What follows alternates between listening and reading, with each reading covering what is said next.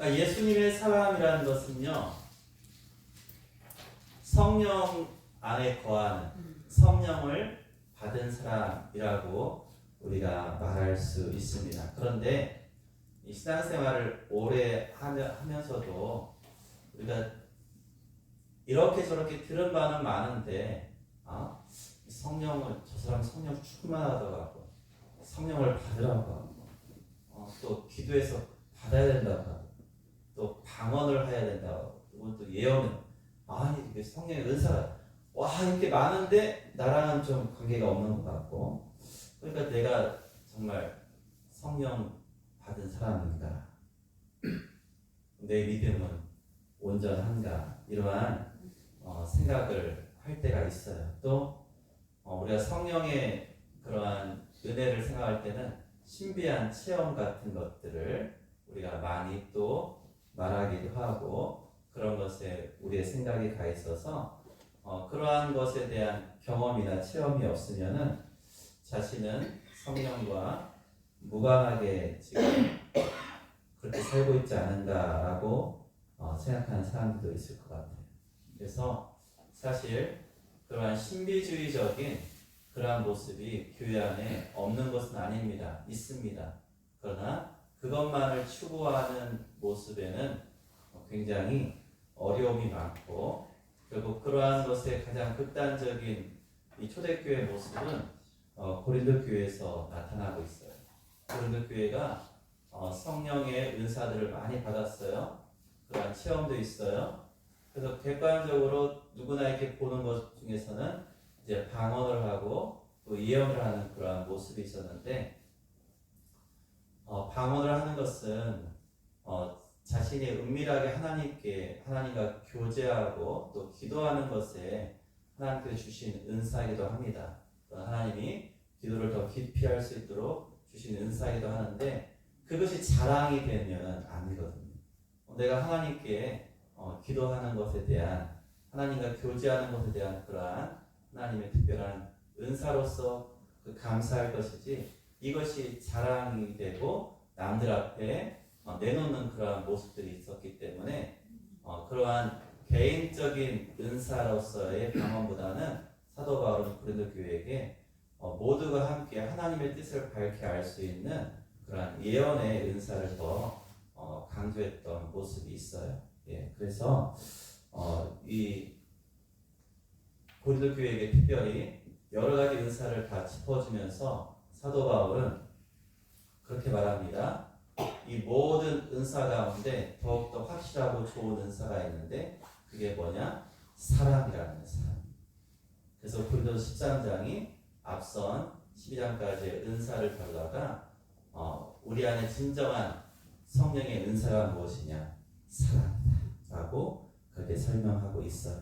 그래서 오늘 여러 가지의 성령을 받은 사람이 어떻게 실제 믿음의 삶이 되어지는지를 한번 말씀을 중심으로 해서 다시 한번 보려고 해요. 신비하지 않습니다. 우리는 이미 신비한 존재예요. 예수 믿는 것 자체가 신비한 존재인데, 그것들을 우리가 잘 이해하지 못하면은 나는 왜 성령과 관계없지? 아닙니다. 여러분이 예수를 주로 고백하십니까? 그것이 성령 받았다는 증거예요. 고린도전서 12장 3절 말씀, 성경을 찾아가면서 성령 받으면 이렇구나 오늘 많이 찾을 거예요. 고린도전서 12장 3절 말씀, 앞에 띄워지니까 같이 읽겠습니다. 시작. 그러므로 내가 너에게 알노니 하나님의 영으로 말하는 자는 누구든지 예수를 저주할 자라 하지 아니하고, 또 성령으로 아니하고는 누구든지 예수를 주시라 할 수 없느니라. 성령으로 아니하고는 누구든지 예수를 주라고 할 수 없어요. 그러니까 내가 예수님을 나의 주님 이렇게 부르고, 또한 그렇게 기도할 때 우리 주님을 의지하는 사람은 성령 받았다는 거예요. 이게 가장 기본입니다. 어느 누구도 성령의 감동하심 없이는 이 말씀이 믿어지지도 않고요, 예수님이 주라고 고백할 수도 없다는 거예요. 여기서 예수를 주라. 자, 주는 퀴리오스라는 단어예요. 단순한 그냥 높은 사람, 내가 섬겨야 될 사람, 이러한 존재로서의 주가 아니라 여기에 가장 중요한 뜻은 뭐냐면 내 인생의 주권자, 그러니까 나의 주인이라는, 나의 주인, 나의 삶 전체를 지배하고 다스리실 분이 바로 예수님이시다라는 것이 바로 주예요. 그러니까 예수를 주라고 우리가 믿고 또한 그렇게 고백하는 사람은 성령 받은 사람이고, 그러한 사람은요 어떻게 됩니까? 하나님의 아들을 믿는 믿음 가운데서 살아가게 될 수 있는 것이죠. 자, 요한일서 4장 15절에 이렇게 말합니다. 제가 읽어드릴게요. 누구든지 예수를 하나님의 아들이라 시인하면 하나님이 그의 안에 거하신다고 했어요. 그래서 하나님의 아들 예수를 하나님의 아들이다 라고 시인하는 것, 여러분 이게 초대교회에서 왜 중요하냐? 우리는 너무나 당연한, 우리에게는 예수님 하나님의 아들이지, 우리가 사도신경으로도 고백하고 우리가 기도할 때나 언제나 이것이 너무나 쉬운 문제였어요. 그렇지만은 초대교회에서는요 예수가 하나님의 아들이라는 이 한 가지 이 고백이요 너무나 큰 일이었어요. 굉장히 어려운 일이었어요. 하나님의 아들이 이 땅에 오셔서 우리와 같은 몸을 입으셨어? 라는 것이 그들에게는 쉽게 이해되지 않았던 거예요. 그리고 예수님도 친히 내가 하나님을 나의 아버지라 칭하고 할 때요 뭐라고요? 그 앞에 있던 바리새인들이 이거 완전히 돌로 죽여야 된다. 왜냐면 하나님의 이름을 망령되이 여기고 자기를 신이라고 하잖아요. 그러니까 그런 것을 용납할 수 없었어요. 그러니까 오히려 유대인들이요 예수님이 하나님의 아들이라는 것을 인정하기 어려워요. 지금도 못하는 거예요. 지금도 유대인들이, 많은 유대인들이 여기에서 넘어져요. 여기서 건너갈 수 없는 거예요. 믿음의 길로. 여러분 우리는 너무나 감사하게도 우리 이것이 걸림돌이 안 돼요. 근데 이게 그냥 안 된 게 아니라 성령님이 나에게 감동하시고 내 마음에 믿음을 주시기 때문이라는 거예요. 그러니까 예수가 하나님의 아들이다 라고 시인하는 우리는 성령 받은 자이고, 그리고 그 성령을 따라서 우리는 예수를 주라 또한 고백하는 사람들이 된다는 거예요. 그래서 예수를 주로 고백하는 우리는 성령 받았다. 이게 첫 번째. 이게 첫 번째 근거가 됩니다. 자, 두 번째는 로마서 8장 15절 16절 말씀 한번 보겠습니다. 로마서 8장 15절 16절.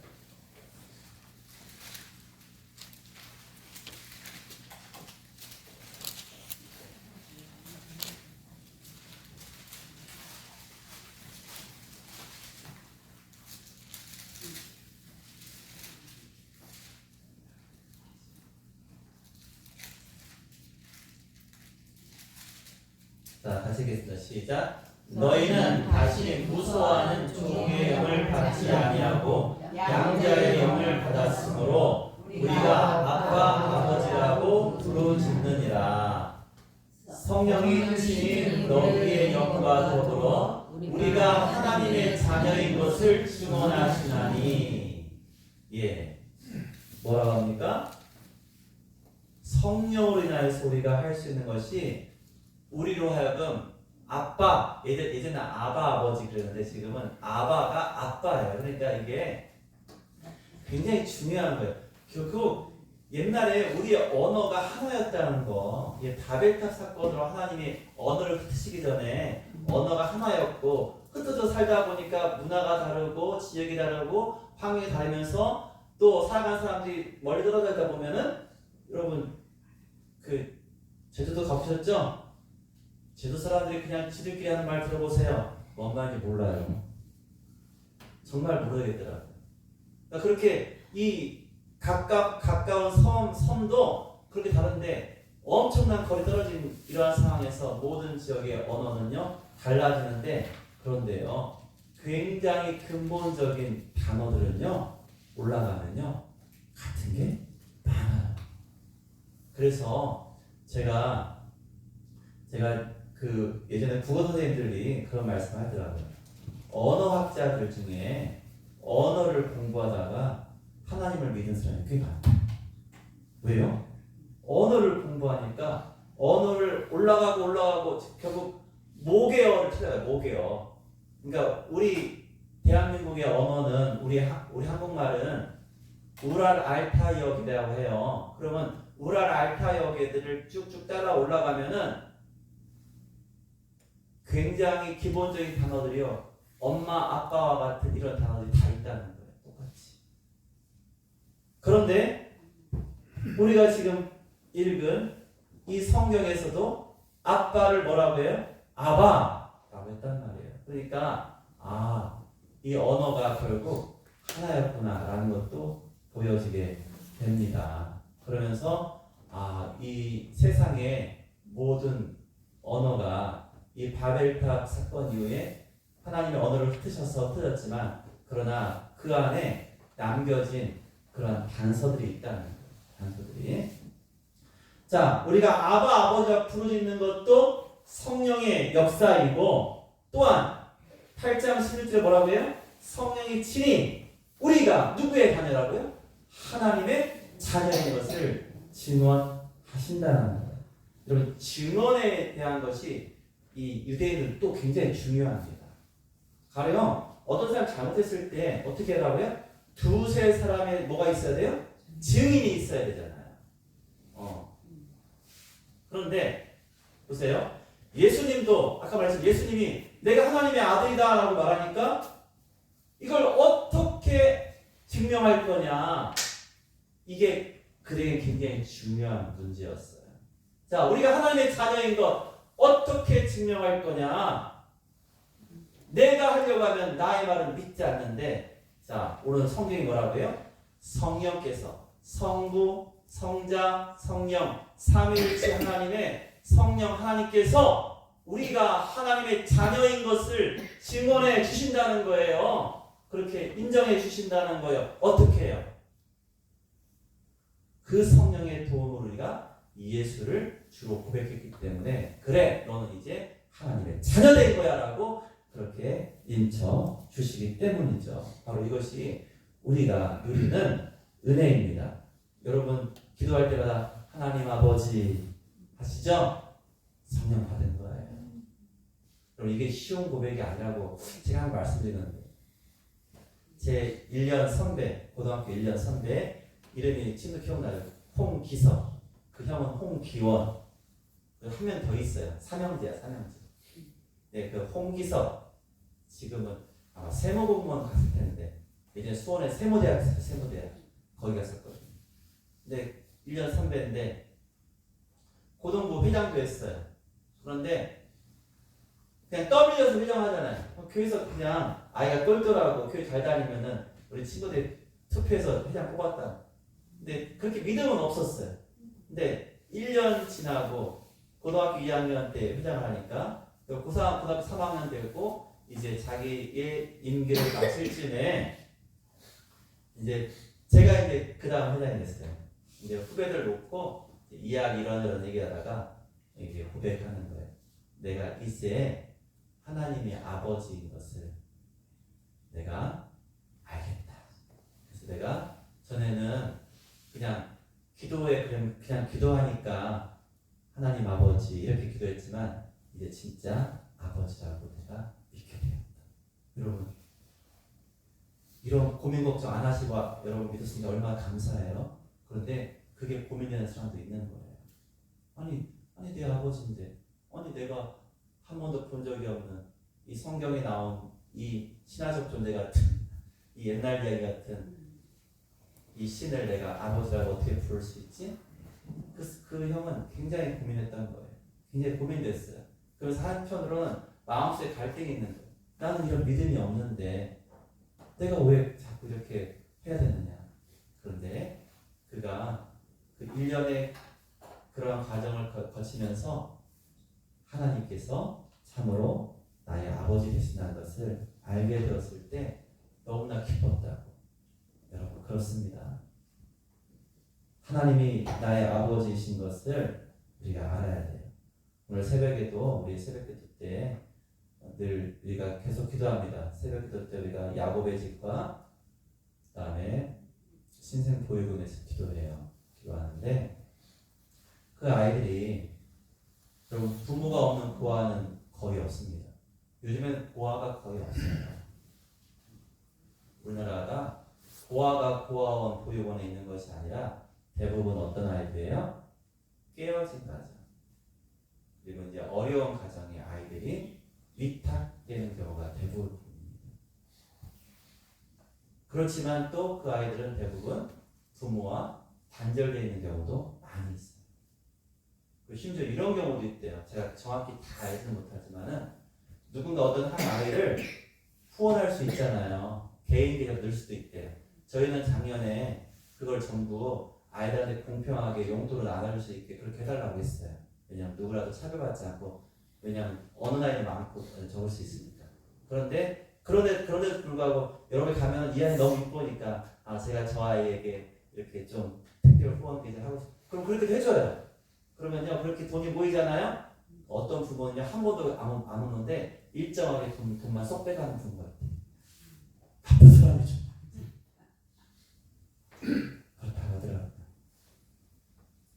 그래서 그 아이들이 참된 부모, 우리의 아버지 하나님을 만나게 되고 알게 되는 것이 우리가 기도로 돕고 우리가 또한 그들을 섬길 수 있을 때 섬기는 그러한 것을 해야 된다는 거예요. 그것이 우리가 또한 이 땅 가운데 살 수 있는 굉장히 중요한 일인 것 같습니다. 자, 고린도서 2장 10절 말씀 볼까요?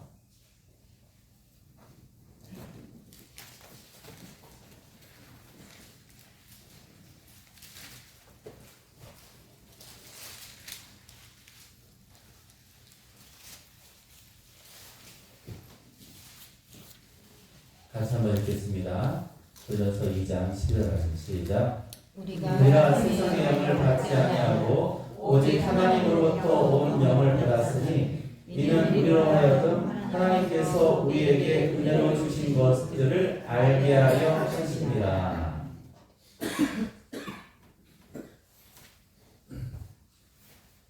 자, 세상의 영이 아닌 하나님으로부터 온 영을 받았다는 거예요. 이게 뭐예요? 성령. 그 성령을 받아서 뭘 깨닫고 알게 되느냐? 하나님께서 우리에게 은혜로 주신 것들이 어떠한 것들인지 그것을 우리에게 알게 하신다는 거예요. 자, 여기서 알게 한다라는 것에 이 단어가 기노스코라는 그런 단어인데 단지 어떠한 사실의 어떤 팩트만 가지고 머리로 이해하는 그러한 지식이 아니라 삶의 체험으로 깨닫게 된다는 거예요. 그러니까 성령 받은 사람은요, 그의 삶을 통해서 하나님이 너에게 은혜를 주셨구나. 이것이 은혜였구나. 깨달아지는 그러한 기쁨과 감사를 경험하게 된다는 거예요. 자, 이 십자가의 그러한 은혜가 이전에는 그냥 당연하게 보았던 저 형상이 성령의 은혜 가운데서 참으로 나의 죄를 위하여 고통당하신 그곳에 달려 피 흘리신 우리 주님의 그 사랑임을 깨닫게 되어지는 거예요. 그게 바로 성령이 우리에게 베푸시는 큰 은혜가 된다는 거예요.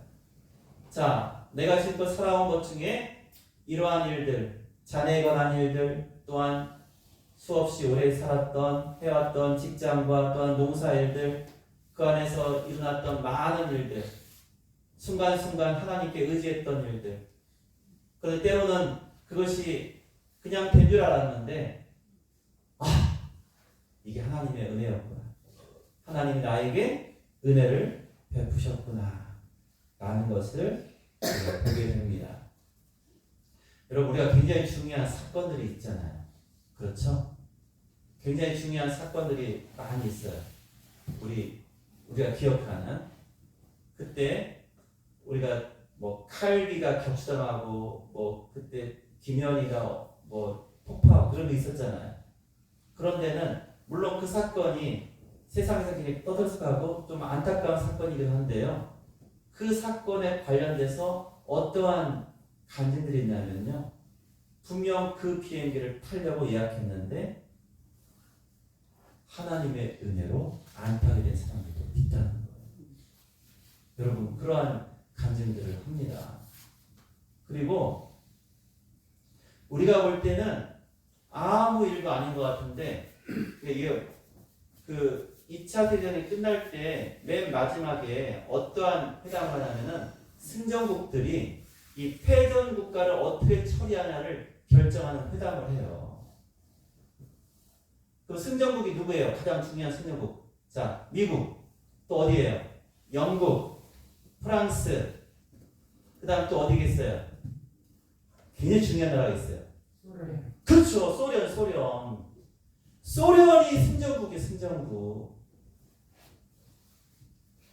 그런데 그 승전국인 소련이 어떻게 하느냐에 따라서 사실은 한반도의 운명이 결정되는 거예요.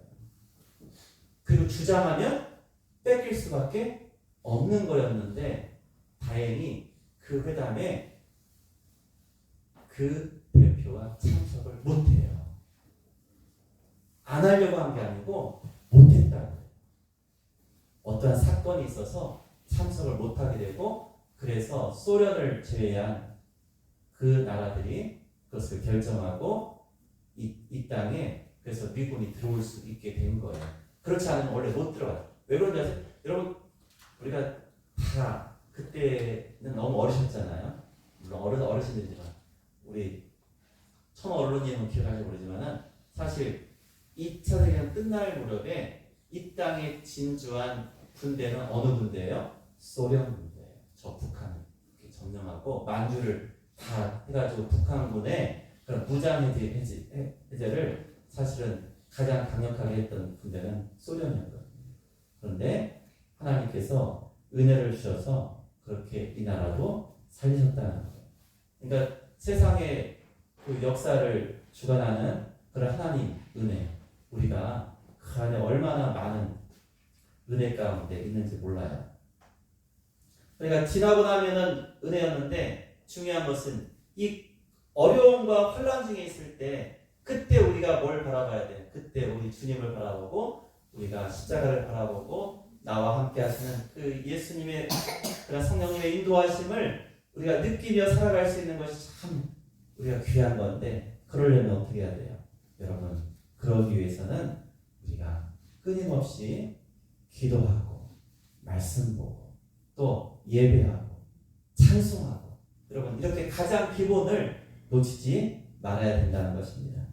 네.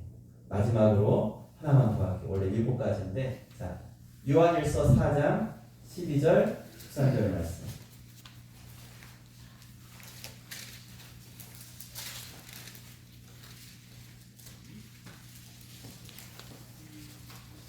요한일서 4장 12절 13절 말씀입니다. 자, 같이 읽겠습니다. 시작. 어느 때나 하나님을 본 사람이 없으되 만일 우리가 서로 사랑하면 하나님이 우리 안에 거하시고 그의 사랑이 우리 안에 온전히 이루어지느니라. 아멘.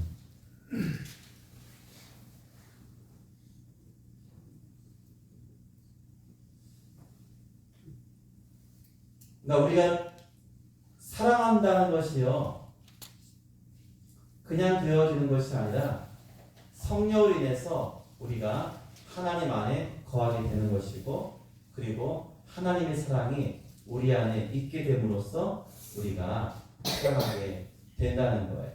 자, 사랑하는 것은요 인간의 노력으로 될 수 있는 것이 아니라고 합니다.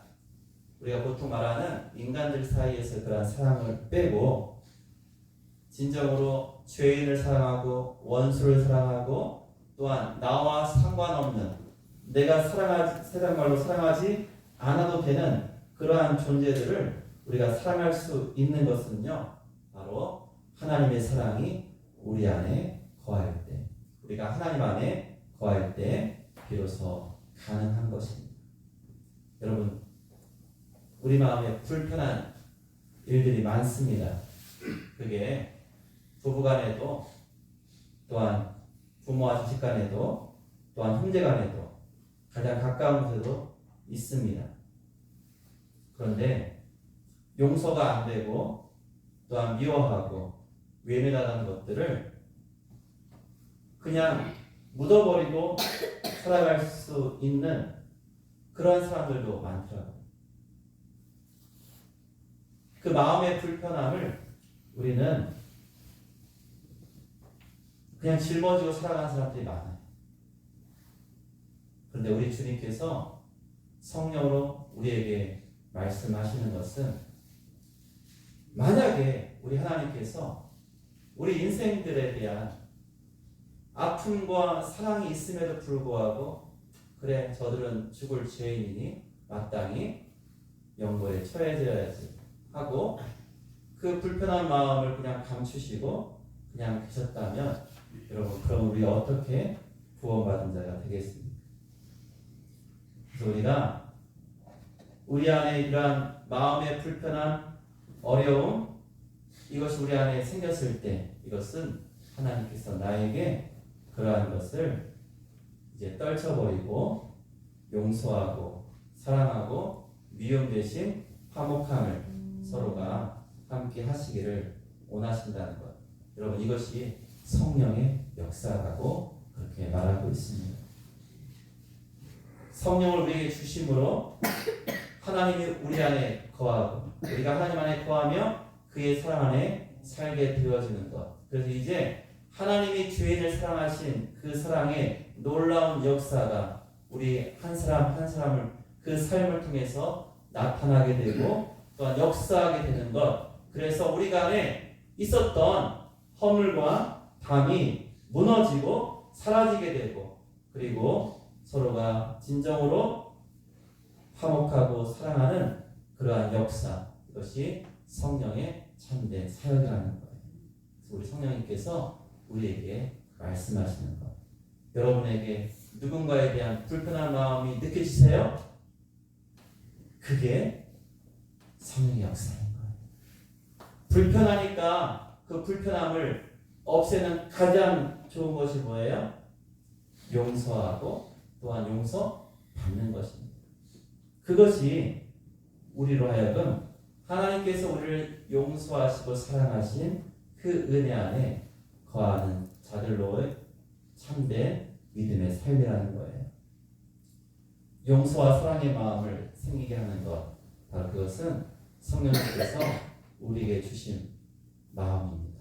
우리가 그렇게 살아야 된다는 거예요. 오늘 다음에 이어서 하겠지만은 성령께서 내 안에 계신 증거, 우리가 성령님을 받았다는 증거가 무엇입니까? 첫째는 예수님을 주로 고백합니다. 하나님을 아버지라 부릅니다. 그리고 하나님이 나의 삶에 주신 은혜를 깨닫습니다. 그리고 하나님이 나를 용서하신 것처럼 우리에게도 용서와 사랑의 마음이 생긴다는 것, 이 말씀들을 기억하시고 우리 삶 속에서 이와 같은 성령의 은사를 따라서 나에게 주신 은혜를 충만히 누리시기를 예수님의 이름으로 축원드립니다. 아멘.